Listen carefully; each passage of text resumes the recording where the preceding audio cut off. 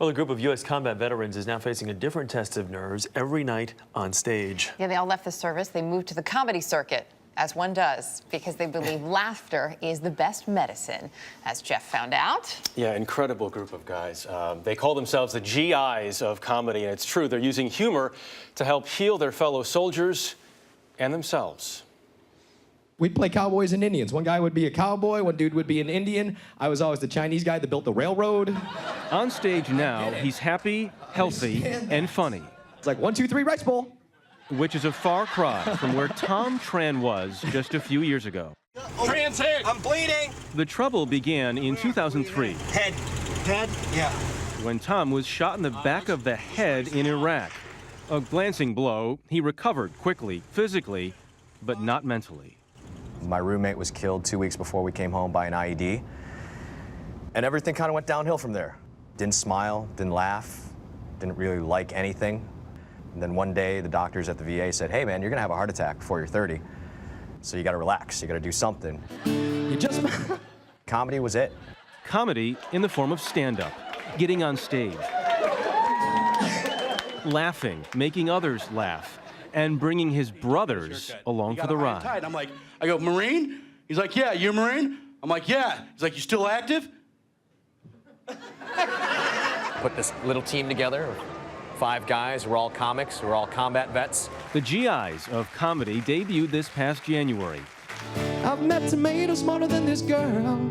Tom Tran, Tom Irwin, I was born in Cuba. I'm a good swimmer. Jose Sardui, Fellas, you ever have a girl give you that, dude? G. Riley, That's what famous looks like right here. and Will C. from the Army, Air Force, Navy, and Marine Corps. Had there been Cubans on the Titanic, everybody would have survived. Oh my God, there's no more lifeboats. Cubans are like, we don't need no lifeboats. You take that piano, you put it in the water, you can put 16 people on that thing. What's great about our group is that our comedy is so different. We're very diverse as people. Like, we're black, we're white, we're Vietnamese, Cuban. Our comedy's different, our personalities are different. Cohesively as a show, I think that makes us something unique. Unique as well because they've all been witnesses to war zones, and they all know how important it can be to get away. It's a way to give back. I remember what it was like to have the guys come over and perform, and it does. It lets you kind of get away in your mind for a minute. This is when you know you're putting on weight. You guys see that tattoo? You see that? It used to connect. They opened their recent national tour at the Comedy Stop in Atlantic City, New Jersey, playing to a packed house. Each of their shows begins with a national anthem, and while hardly any of the material is family-friendly, Let me tell you something. I was out there walking the boardwalk today. I saw a hooker today. one of the main ideas is to bring families together.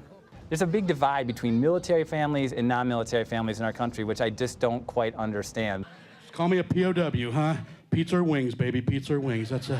The reaction has been intense, both for audience members and the performers themselves. But comedy, when I get on stage, the only thing I've ever likened jumping out of an airplane to was getting on stage in front of 200 strangers with new jokes and going, am I gonna eat it or am I gonna make these people laugh? Gangs in LA, the name don't never fit. It don't fit. Joker can't take a joke. You see Sleepy at 7-Eleven at 3 o'clock in the morning? Less than a year in, the GIs of comedy say they have big plans ahead. Their ambition for the troupe: My goal is to perform for every soldier deployed anywhere around the world. almost as strong as their love of country. You know, when somebody says you're a veteran, I mean, that's a badge of honor. It is. That's, you know, you feel that. I'm proud to say I'm a veteran. Hey guys, thank you so much for coming out tonight. We're the GIs of comedy. Tom Irwin, Jose Sardui, we'll see. By the way, if you miss the GIs of comedy together, they also perform individually, so. You talk about laughter being the best medicine. You guys are funny too. They definitely are. We Very were pleasantly surprised by that. They each have the routines are very different. Well, and because they're each such different people, but it is great and great to be able to laugh at yourself. You say they've had a little backlash though. I think I think a couple of people have said to them, "Listen, you shouldn't joke about this. You shouldn't joke about war." And their response is, "Have you been there?" Yeah. Because we have. Yeah. With what they've dealt with and the amount of time that they have served this country, I think they basically have carte blanche to go up there on stage and they can talk about whatever they want. And they're good. And you talk about a nerve-wracking experience. Yeah. I mean, stand-up comedy. Absolutely. I know what they've gone through already, but The bravo. pinnacle of nerves. All right, Bravo, I see an early gentlemen. show field trip in our future, and it got it. involves the GIs of comedy.